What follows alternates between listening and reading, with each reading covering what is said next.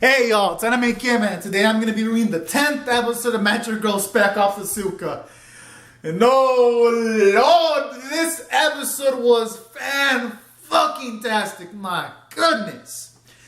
Finally, it gives us the payoff out of the character development that's been sprinkled out throughout the whole show. Because we finally see Sayako, when it comes to her to step up bravely, she does it magnificently, like when Naomi saves the life of Sayako when they're about to be hit by Diaz and the hammer's about to hit them and they dodge. I like how when a cop rescues these two and he sacrifices his own life, I like how you see Sayako step up and instead of abandoning Naomi, she instead carries Naomi with bravery, and I fucking loved it because this scene had lots of payoff.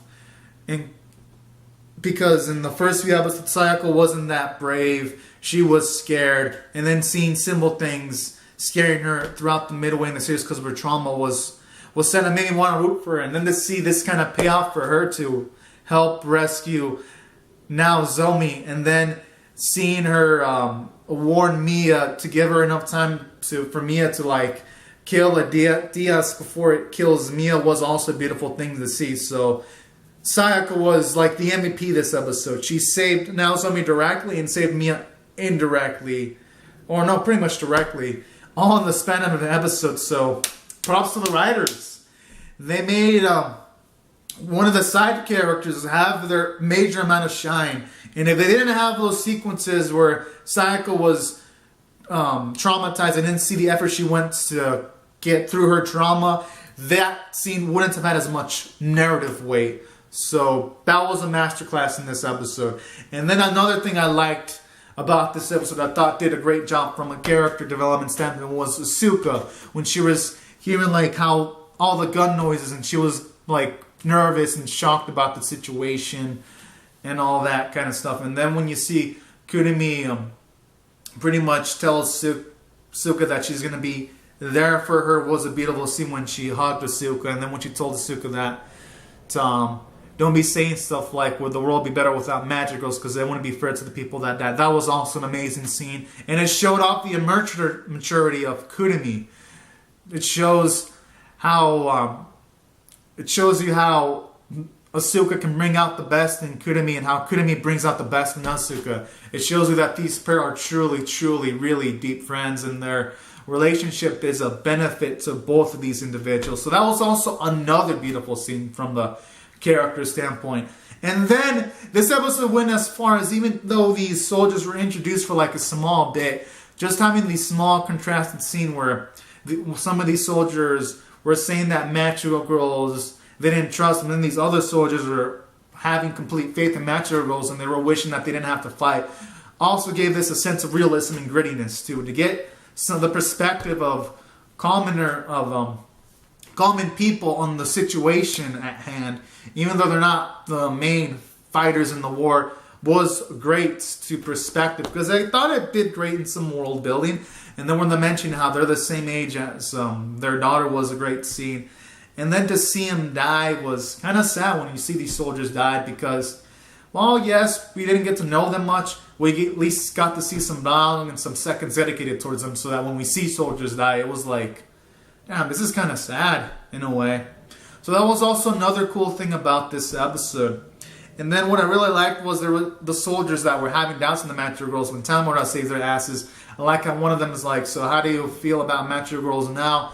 And I like how that scene implied that these guys had the perspective that Magical Girls were a negative thing. Their perspective is pretty much changed too. So I like how it gave development to at least these super, super minor individuals introduced in this episode too. So that's what makes this episode grandiose from a character standpoint. And then the muscle-bound dude, I like how he even gave him some hype. It showed off his intelligence, how he was analyzing Asuka and the things she struggled against in the previous war. So it just did great when it came to character development and characterization for these reasons, essentially, pretty much. And then even Sancho had a fucking cool moments when he was all badass helping out Asuka. I was like, yo, you know what? I respect, if they write Sancho like this in every single Magic Girl Spec Asuka episode, It'd become one of my favorite characters in the show if they keep this up. This is the way that Shotzi should be written. So that was also another cool thing. So that's why I thought it did perfect from the character standpoint. And from a story standpoint, it did great with the way it framed information. Because while the action wasn't really necessarily entertaining itself because it wasn't well animated, it was entertaining how it set things up. Like, for example, there was a sequence where the hammer looked like it was going to hit Naozumi and Sayako, but then they're rescued by a cop. That was a great directing from the director, so taking advantage of its low budget, but using the camera angles in order for us and the audience viewer to at least feel tension. So that's what I like. Even though they have a limited budget, they use it to its fullest.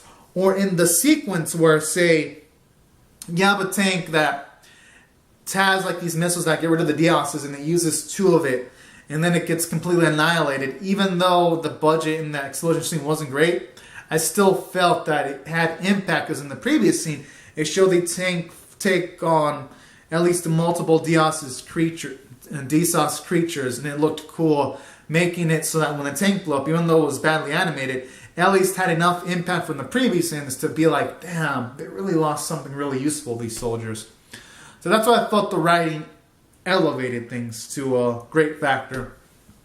And then, aside from that, I also like how this episode, it made us feel like Tabata had a chance. And then when Asuka showed up where Tabata was at, and then it showed a situation where Tabata is pretty much completely owned, I was shocked. I was like, yo, that was crazy how Tabata's general got fucking killed and murked, and then Tabata's on the ground. And I was like, yo.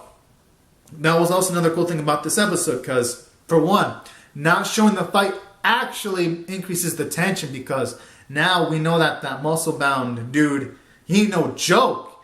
And 2, from an narrative standpoint, it was a good idea not to show his fighting abilities, because, for one, when Asuka faces him, just like us, and just like we're going to be like in the same battle as Asuka, we're not going to know what this muscle-bound individual is going to have when it comes to abilities, so it's going to be a mystery.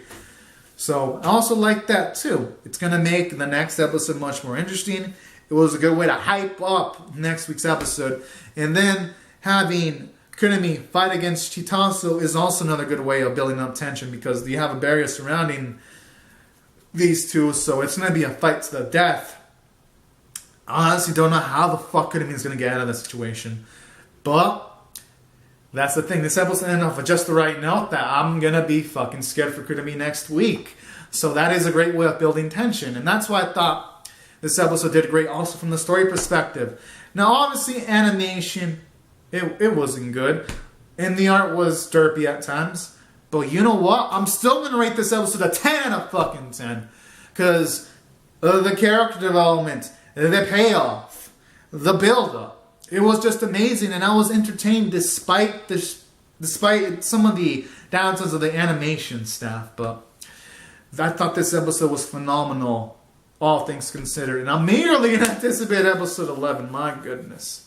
So anyways, guys and gals, these are my thoughts on this episode. Comment down your thoughts in the comment section below. Rate the video, subscribe, and I'll see you guys later. Subscribe for more, because I'm definitely excited to see more. Woo! Alright, everyone. Thank you so much for watching. Bye-bye.